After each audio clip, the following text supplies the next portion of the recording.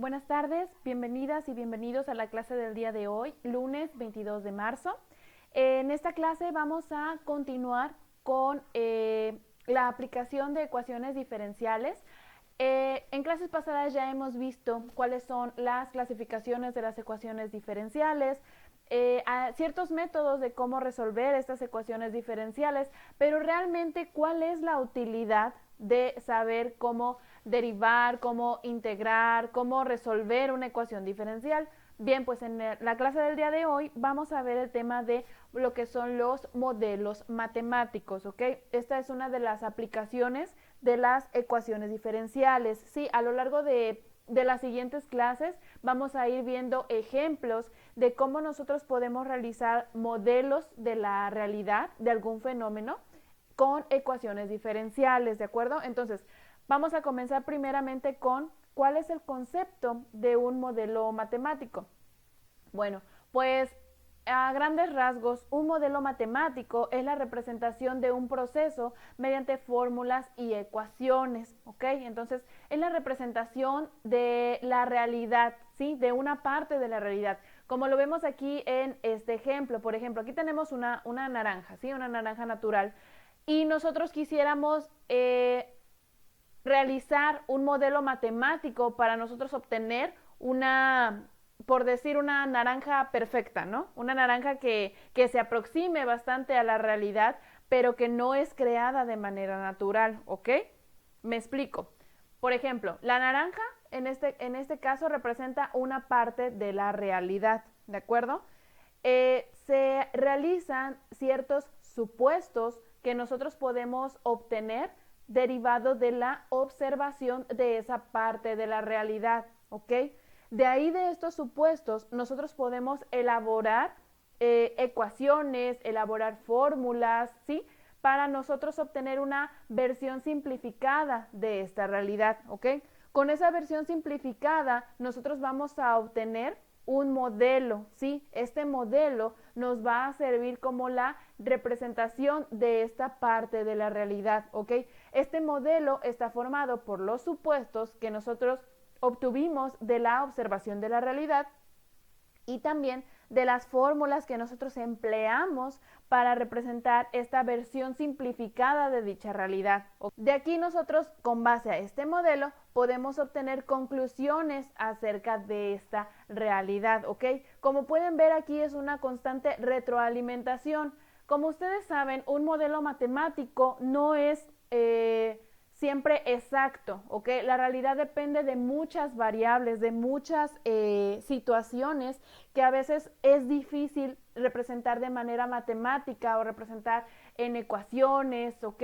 Ustedes saben que las matemáticas son ciencias exactas, ¿sí? No tienen mucho rango de variabilidad, para eso está la probabilidad y la estadística, pero en matemáticas nosotros no tenemos un rango muy amplio, ¿sí? Para variar, ¿ok? Nosotros tenemos que obtener resultados exactos, ¿ok? Cosa que no pasa en la realidad. En la realidad los procesos, los sucesos, los fenómenos dependen de muchos factores, ¿ok?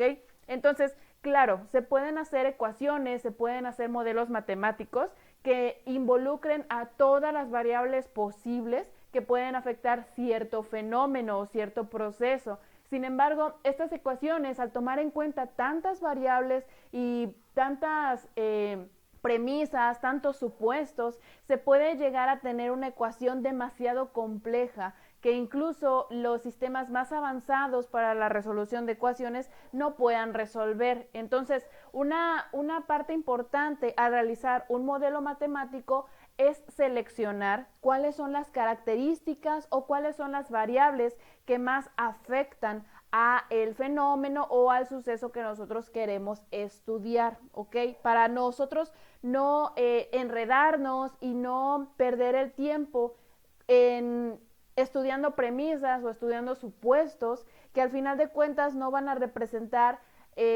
una gran influencia en cierto proceso, ¿ok? Sí influyen, ¿ok? Pero quizá no valga la pena aumentar la complejidad de estos modelos matemáticos solo por un factor que realmente influye de manera muy pequeña, ¿de acuerdo? Bien, entonces, es muy importante a la hora de crear nosotros el modelo matemático que tomemos en cuenta estas cuestiones, ¿de acuerdo? Entonces, por eso es muy importante a la hora de crear un modelo matemático de cualquier proceso, la observación, ¿de acuerdo? Porque con base a la observación nosotros podemos obtener nuestros propios supuestos, nuestras propias ideas, con eso nosotros podemos elaborar modelos matemáticos, de ahí ya podemos ejecutar estos modelos matemáticos, para poder nosotros corroborar y obtener las conclusiones acerca de este modelo matemático, podemos reajustar estos modelos matemáticos. Bien, entonces el tema de modelos matemáticos pues tiene una amplia gama de aplicación, sobre todo en las ingenierías. Por ejemplo, de estos modelos matemáticos es como se crean las ecuaciones que rigen la naturaleza, las ecuaciones que ocupamos ciertamente ya estipuladas, que son ecuaciones que ya se han formado y se han comprobado, que sí sirven como una manera bastante aproximada de representar a la realidad, ¿sí? Como por ejemplo las ecuaciones de difusividad, las ecuaciones de flujo a través de medios porosos, etcétera, etcétera, las ecuaciones de Darcy, por ejemplo. Recordamos que cuando hablamos de ecuaciones diferenciales nos estamos refiriendo a una razón de cambio, ¿sí? Las ecuaciones diferenciales, como su nombre lo indica, cuentan con diferencias, ¿ok? Cuentan con ritmos de cambio, ¿sí? Entonces, los modelos matemáticos con ecuaciones diferenciales nos sirven para estudiar fenómenos que tienen ciertos cambios a lo largo del tiempo. Por ejemplo, cambios en volumen, cambios en presión, cambios en temperatura, cambios en muchas cosas que normalmente están basados en el transcurso del tiempo, ¿ok? Normalmente todas estas ecuaciones van a depender del tiempo, ¿sí? De los ritmos de cambio, ¿sí? Porque en eso se basan las ecuaciones diferenciales, que son más que nada los ritmos de cambio de una variable con respecto a otra.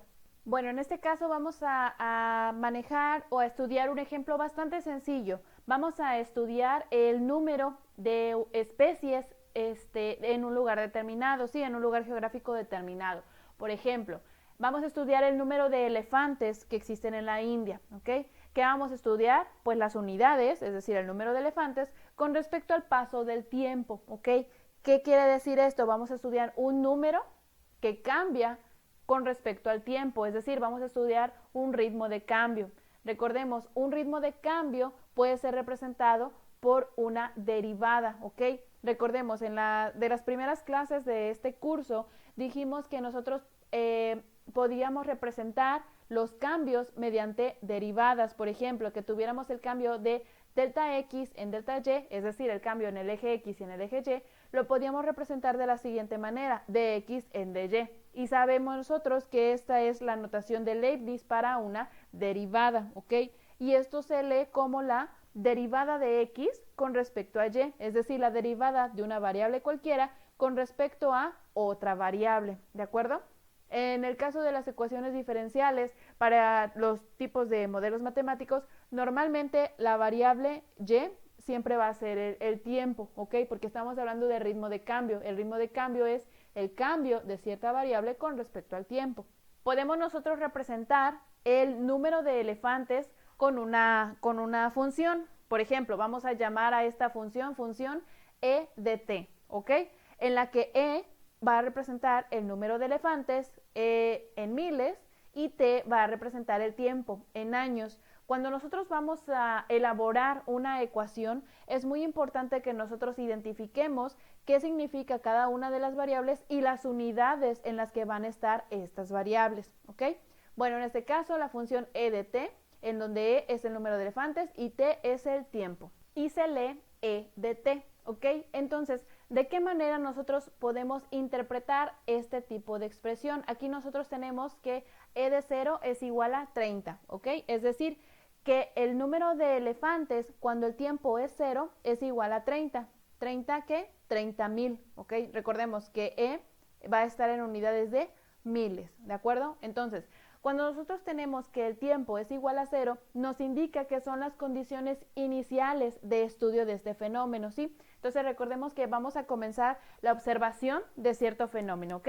Tenemos que tener nosotros nuestras condiciones iniciales y nuestras condiciones finales, ¿ok? Para representar nuestras condiciones iniciales, siempre vamos a representarla cuando el tiempo es igual a 0, ¿ok? Cuando nosotros vamos comenzando la observación o el estudio, ¿de acuerdo? De un fenómeno o de un proceso. Entonces, en este caso nos quiere decir esta expresión que a las condiciones iniciales nosotros contamos con un número de 30,000 elefantes en la India, ¿ok? Bien, ahora, ¿qué quiere decir? Cuando t vale 2 es igual a 38, quiere decir que a los 2 años, porque t recordemos que está en años, de comenzar el estudio, se tienen 38,000 elefantes en la India, ¿ok? Ahora, ¿qué pasa si nosotros obtenemos la derivada de esta función e de t? Bueno, la derivada de esta función la podemos representar, llámese con la notación prima, la notación prima de una derivada, o como la notación de Leibniz. Recordemos que e' de t es lo mismo que escribir de entre dt, ¿de acuerdo?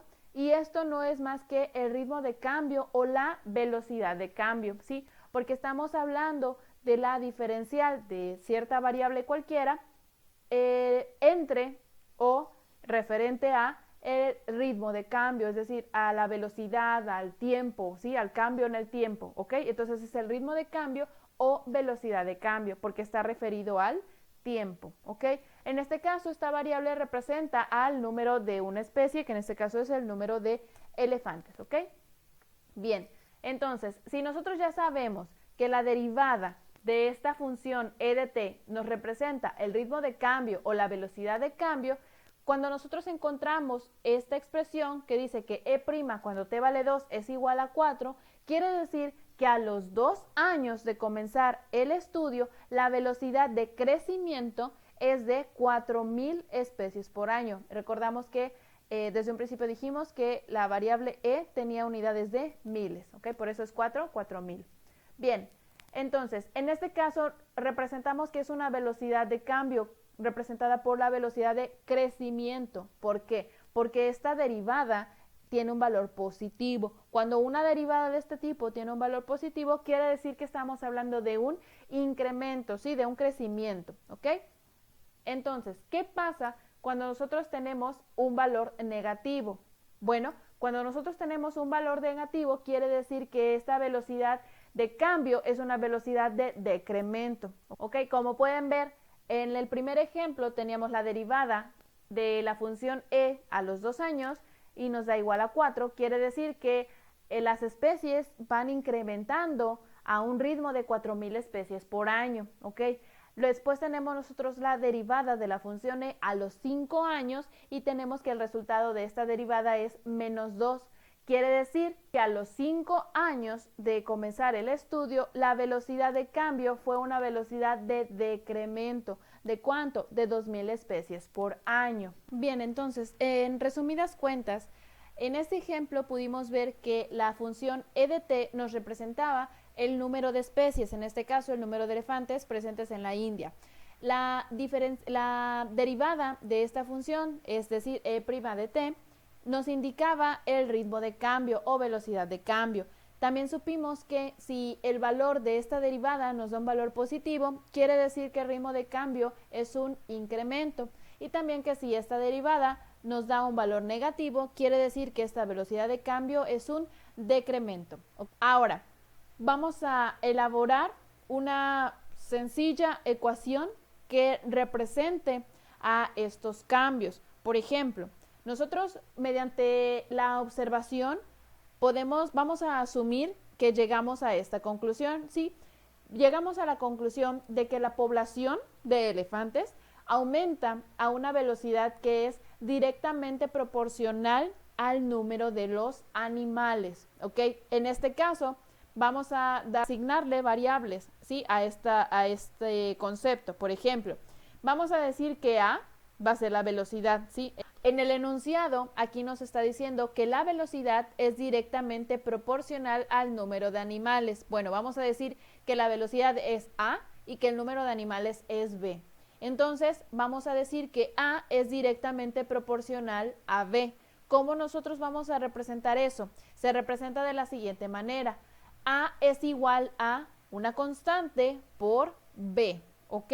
Es decir, que la velocidad es directamente proporcional a el número de animales. ¿Por qué agregamos esta constante? Porque esta constante representa los factores que afectan al número de animales, ¿ok? Entonces, así nosotros siempre vamos a representar cuando una variable es directamente proporcional a otra, ¿ok? Hablando de ecuaciones diferenciales, ¿sí? Siempre se le tiene que agregar una constante y esta constante va a ser diferente para cualquier fenómeno, es decir, esta constante va a ser específica para este fenómeno que nosotros estamos estudiando, ¿ok? Así nosotros estudiáramos otro fenómeno de otra especie, de otro lugar geográfico, así nosotros ocupemos una constante, esa constante va a ser diferente, ¿ok? Siempre va a ser diferente, es una constante característica de cada uno de los procesos o de los fenómenos que se van a estudiar, ¿ok? En este caso, nosotros ya sabemos que el número de animales del que se habla en el enunciado está representado por la función e de t, ¿ok? Y que la velocidad, que es la velocidad de cambio, está representada por la función, la derivada de e de t, ¿ok? Entonces, ¿cómo podemos nosotros representar esta misma función con los datos que nosotros tenemos ya de nuestro ejemplo? Pues fácilmente nosotros sabemos que a es la velocidad de cambio, entonces para nuestro ejemplo sería e' de t, ¿ok? Recordemos, e' de t es la velocidad de cambio.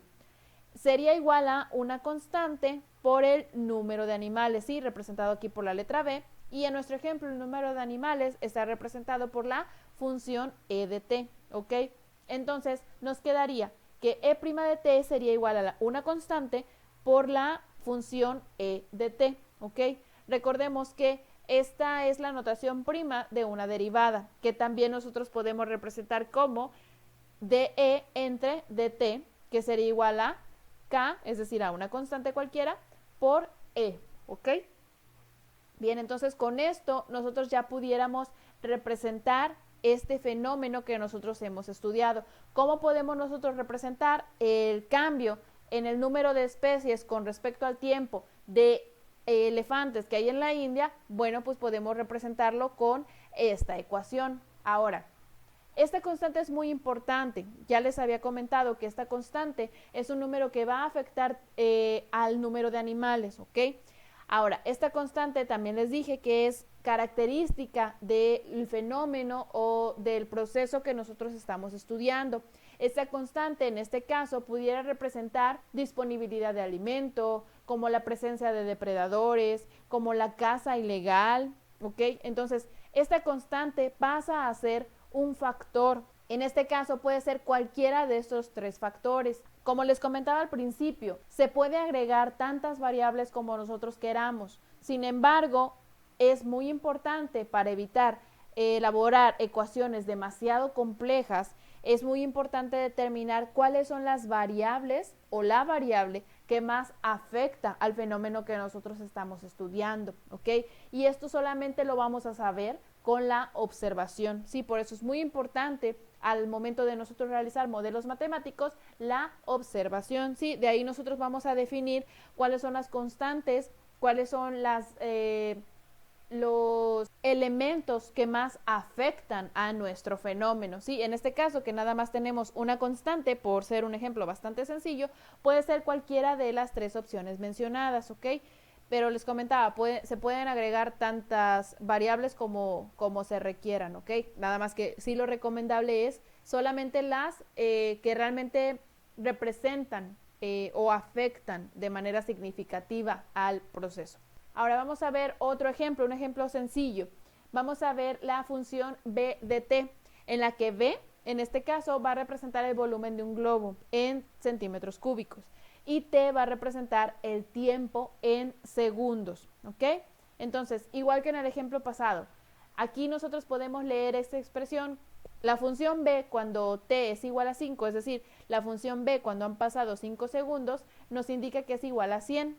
¿Esto cómo se lee? Bueno, podemos interpretarlo como que el globo tiene un volumen de 100 centímetros cúbicos a los 5 segundos de comenzar el estudio del fenómeno, ¿ok? De la misma manera, ya sabemos nosotros que cuando vemos una derivada, quiere decir que es el ritmo de cambio. Entonces aquí, por ejemplo, tenemos que B' o la derivada de B con respecto al tiempo a los 3 segundos es igual a 55. ¿Esto qué quiere decir? Que a los 3 segundos el volumen del globo incrementa a una razón de 55 centímetros cúbicos por segundo. ¿Ok? Ahora es muy importante que nosotros identifiquemos bien las unidades. Por eso les comentaba, cuando nosotros comenzamos a elaborar las ecuaciones, debemos de indicar perfectamente cuáles son las unidades de cada una de estas variables. Si sabemos que B' de t es igual a dB en dt y el volumen está expresado en centímetros cúbicos y el tiempo en segundos, es por eso que cuando nosotros manejamos la derivada de esta función, sus unidades serán centímetros cúbicos por segundo, ¿ok? Porque eso es el ritmo de cambio del volumen entre el tiempo, ¿ok? El volumen ya definimos que está indicado en centímetros cúbicos y el tiempo en segundos, ¿ok? Es por eso que de ahí obtuvimos las unidades, ¿ok? Bien, ahora, en el caso cuando nosotros tenemos una diferencial negativa, una derivada negativa, ¿qué quiere decir esto? Bueno, en este caso se interpreta como que a los 7 segundos el volumen del globo disminuye a una razón de 18 centímetros por segundo, ¿ok? En este caso estamos hablando de un decremento, ¿ok? Aquí el volumen ya está disminuyendo a los 7 segundos de haber comenzado la observación de este fenómeno. Bien, ahora vamos a asumir que de acuerdo a la observación del fenómeno en cuestión, que es decir, el fenómeno de inflar un globo, podemos asumir que llegamos a la conclusión de que el volumen del globo aumenta con una razón inversamente proporcional a la raíz cuadrada del volumen. De igual manera que en el ejemplo anterior, vamos a asignar variables a estos conceptos de los que estamos hablando. Bien, sabemos que el volumen del globo aumenta a una razón inversamente proporcional a la raíz cuadrada del volumen. Bien, ahora, ¿cómo vamos a representar nosotros que una variable es inversamente proporcional? Bueno, se escribe la constante en este caso en el numerador de una fracción, ¿ok? Para indicar el inverso, ¿ok? Para indicar que es inversamente proporcional. Recuerdan que en el caso anterior la igualdad o la observación nos decía que la variable a era directamente proporcional a b, ¿ok? Por eso nada más era igual a k por b. Pero en este caso, que es inversamente proporcional, quiere decir que estamos hablando de una fracción, ¿ok? En la cual nosotros vamos a colocar la constante en el numerador y en el denominador la variable b, ¿ok? Si nosotros ya sabemos que b representa el volumen del globo y b' de t representa la velocidad de cambio, entonces nosotros tenemos que esta observación la podemos representar de la siguiente manera. El ritmo de cambio o la razón de cambio, es decir, la razón que aquí mencionamos, esta razón o ritmo de cambio es inversamente proporcional a la raíz cuadrada del volumen, ¿ok? Entonces, la razón de cambio, recordemos en la diapositiva anterior, está simbolizada como B' de t, ¿ok? Entonces, esta B' de t va a ser inversamente proporcional. ¿Cómo representamos el inverso? Escribimos la constante en el numerador y en el denominador la variable de la que estamos hablando, ¿ok? Entonces, en el numerador va la constante y en el denominador va a ir la raíz cuadrada del volumen, ¿ok? ¿Cómo representábamos nosotros el volumen? En este ejemplo, lo representábamos con la variable b, ¿ok? Que también puede ser b de t, ¿sí? Para identificar la variable de la que depende este volumen, ¿ok? Entonces, así quedaría nuestra ecuación que representa el fenómeno que estamos estudiando, ¿ok? Aquí, mediante la observación, dijimos que el volumen del globo aumenta con una razón inversamente proporcional a la raíz cuadrada del volumen. La razón se refiere a la razón de cambio, al ritmo de cambio, a la velocidad de cambio. La velocidad de cambio representada por la derivada, es decir, b' de t, que es inversamente proporcional, es decir, va a ir una constante en el numerador y en el denominador va a ir la raíz cuadrada del volumen. El volumen en este ejemplo está representado por b de t, ¿ok? Que es la función del volumen con respecto al tiempo, ¿sí? Y colocamos la raíz cuadrada. Como les dije anteriormente, cada constante va a ser característica de los fenómenos que estemos estudiando. En este caso, como estamos estudiando el fenómeno de inflar un globo, esta constante puede ser cualquiera de los factores aquí mencionados. Puede ser esta constante el material del que está hecho el globo, puede ser también la elasticidad de dicho material, puede ser también incluso el tipo de gas con el que se está inflando este globo, ¿ok? Entonces, esta constante, les recuerdo, puede ser cualquier variable que nosotros queramos, que nosotros observemos que afecta al fenómeno, ¿no?, que estamos estudiando. Bien, entonces, en resumidas cuentas, los modelos matemáticos nos sirven para representar una parte de la realidad, ¿sí? Nosotros podemos hacer modelos matemáticos tan complejos como variables agreguemos, ¿ok? En este caso nosotros estamos empezando con ejemplos muy sencillos en los que solamente tomamos en cuenta una constante, ¿ok?